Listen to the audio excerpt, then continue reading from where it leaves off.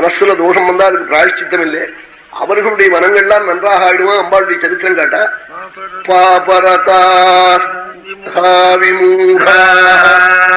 நித்தியம் பாபத்தை பண்றதுன்னு சங்கல்பம் பண்ணிட்டு பண்ண பாபிகளுடைய பாபங்கள்லாம் போடுமா அம்பாள் சரித்திரம் காட்டாள்.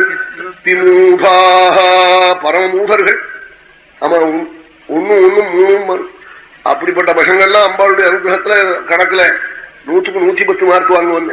அம்பாளுடைய பிரசாதம் அப்படி பண்ணும், அது ஒன்றும் சந்தேகம் இல்லை. மனசுக்கு தேவத்தை காரகன் சந்திரன், சந்திரனுடைய மண்டலத்துல அம்பாள். இப்படி போய் சொல்றாள் சாஸ்திரங்கள்ல. அம்பாளை உபாசிச்சா மருதி ஹிருதி இதெல்லாம் போயிடும்னே. அம்பாளுடைய அனுகிரகம் இல்லாத குடும்பம், ஸ்திரீகளை படுத்தின குடும்பம், இதெல்லாம் டிவி சுவன் ஆஸ்மா சித்தபிரமம் பைத்தியம் இதெல்லாம் வருங்கிறாள். இந்தோ மாத்ரு சுவாசினி பகவதி கோபான் மனோதோஷதா தாம்பத்தியத்தை பிரிச்சுவிடும்.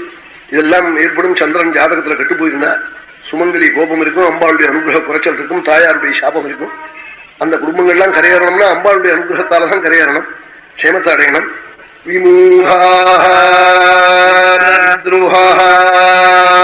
நெய்தனுக்கு துரோகம் பண்றது, ஆமா மித்திரனை போல இருந்துட்டு வசம் பண்ணிட்டு போடுவான். அந்த பாபிகள்லாம் கரையேறுவனாம் அம்பாளுடைய சரித்திரம் காட்டா.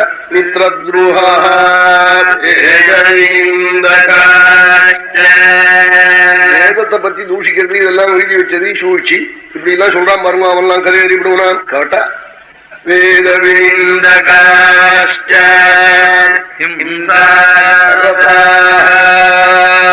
சரத்தியாருக்கு தொந்தரவே பண்ணிட்டு இருப்பான் சிலவன். மூட்டை பூச்சி மாதிரி, மூட்டை பூச்சி வருமனை கடிக்கும், தூங்குறவனை கடிக்கும், வச்சுட்டு இருக்கிறவனை கடிக்கும், உட்காந்து இருக்கிற போது கடிக்கும். அப்படிப்பட்ட பாபிகள் இருக்கானே அவன்லாம் கரையேறி விடுவனா அம்பாளுடைய சரித்திரம் காட்டா.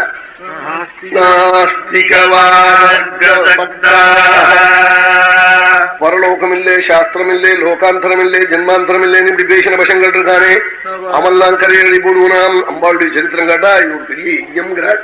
அம்பாளுடைய சரித்திரத்தை கேட்பது ஒரு சங்கல்பம் பண்ணி இது அவசியம் கேட்கிறது, அம்பாளுடைய அனுகிரகத்தை அடையிறது.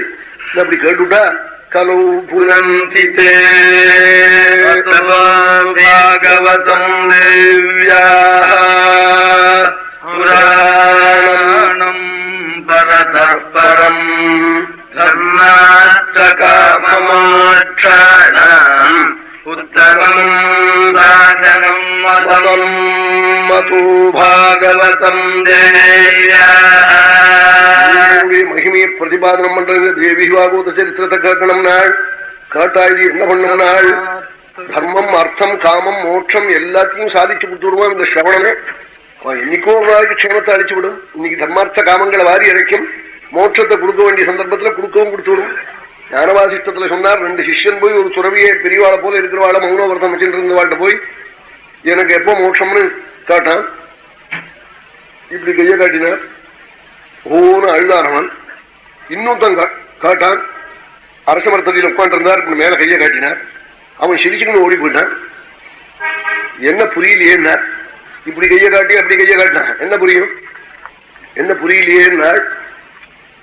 முதல்ல அழுதுன்னு ஓடினானே அவன் கேட்டான் எனக்கு எப்ப மோட்சம்னு. இன்னும் 2 ஜென்மா கழிச்சுன்னு, இன்னும் 2 ஜென்மா நான் அம்மா வயத்துல பிறந்து விளக்கண்ண குடிக்கணுமான அவன் அழுதான். இன்னொருத்தன் சிரிச்சுக்கிட்டு ஓடினானே அவனுக்கு மேல காட்டினாள், நான் அரச மரத்துல எத்தனை இலை இருக்கோ அத்தனை இலை உனக்கு ஜென்மா உண்டோ, அதுக்கப்புறம் மோட்சம் உண்டுனாள். மோட்சம்னு உண்டு எனக்கு உண்டோ இல்லையோ அது போறோம்னு போயிட்டானா. அவன் ஓடி போயிட்டானா, அவன் சந்தோஷப்பட்டு போயிட்டானா. அப்படி சொன்னாள். ஏதோ ஒரு நாளைக்கு இருக்கோ இல்லையோ எனக்கு அப்படி சந்தோஷப்பட்டானா. நிச்சயம் இருக்கோ இல்லையோ அது போரும்.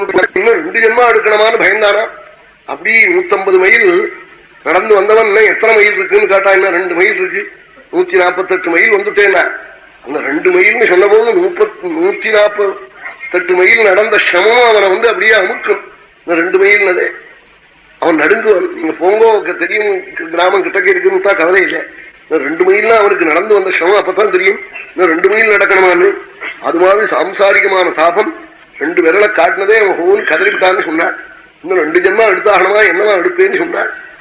வருமானேசிலே பகூனாம் ஜென்மநாமந்தே ஞானவான்மாம் பிரபத்தியதே வாசுதேவ சர்வமிதி சமஹாத்மா சுதுர்லபான்னு கீதையிலே.